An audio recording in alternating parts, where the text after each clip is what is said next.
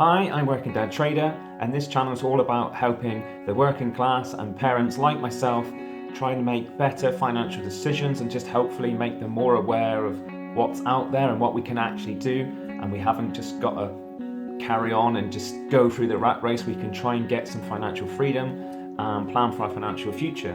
In this video, I wanted to talk about junior ISAs for children, what junior ISA that I use for my own children, and how about they sort of go and work. So what is a junior ISA? Basically this is for UK people only, but basically it's a permanent tax-free saving wrapper aimed at encouraging families to save for their children's future. Any money put into one will be locked away till your child is 18 years of age. This is when it becomes their own. At the moment in the UK, you can put up to £9,000 per year into a junior ISA. There are different types of junior ISAs, a normal cash ISA and a stocks and shares ISA.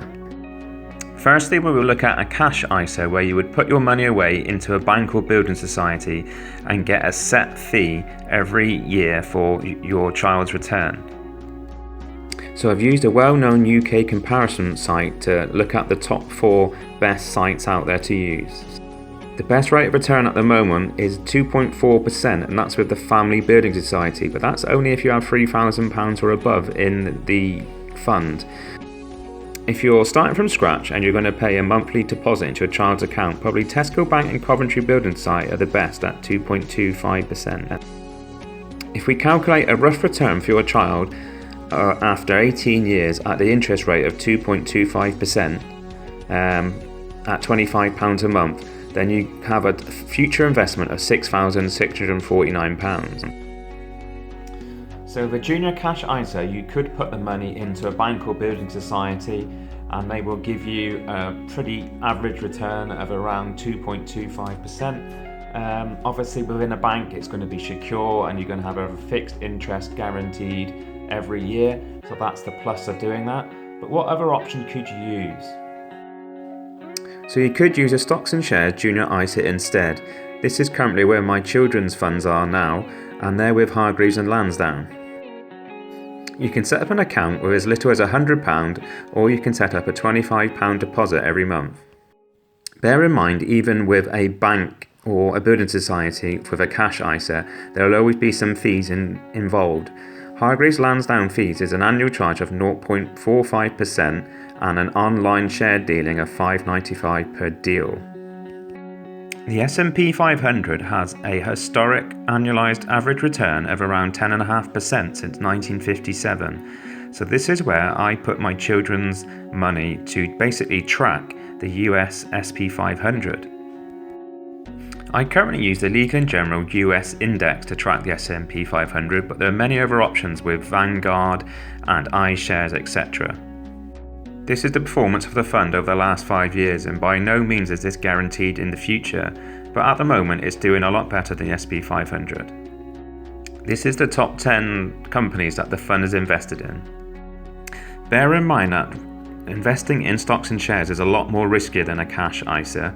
There are times where there's many sort of crashes and dips, and quite recently the stock market's dropped 14%, but over the 18 years of your child's life those should smooth out quite nicely.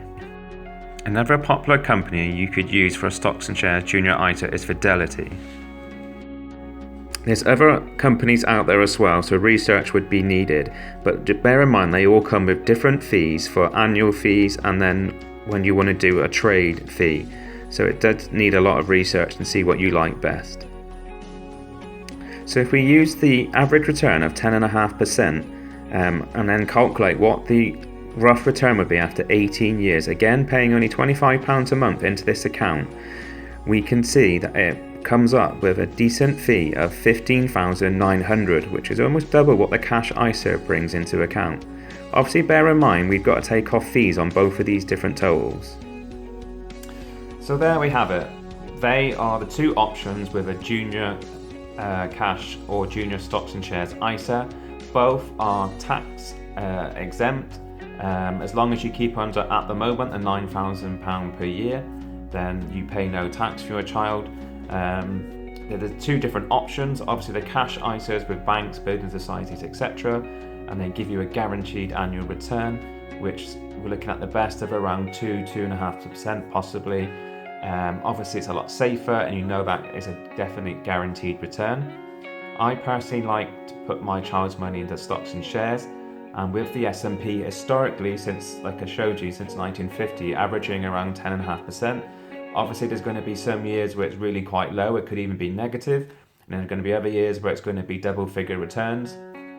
Over the 18 years, I'm quite happy for my children's accounts to ride the ups and downs of the stock market, and if it's going to give an average roughly of around 10.5%, that's fantastic for me.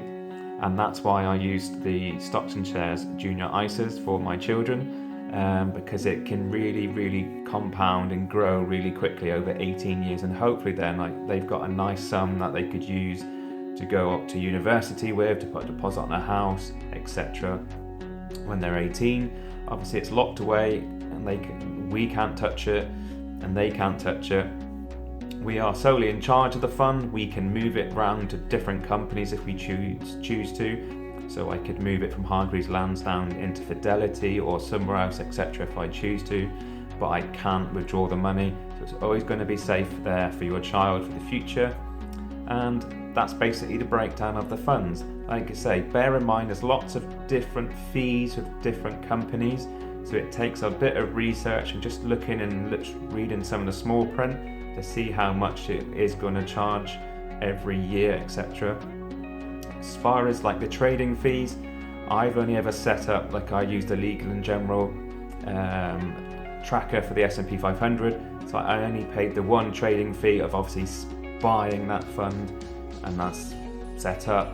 Obviously there's the annual charge. I roughly at the moment pay about £1.50-ish a month in charges for my child's account, etc. But like I say, you do your own research, have a look into it, but I think it's a really good way to give your child a really good gift in the future, and hopefully get them a really good start in life. Okay, thank you very much for watching. If this has been really useful for you, then please remember to like the video and subscribe if you're not already, and I see you soon. Okay, take care.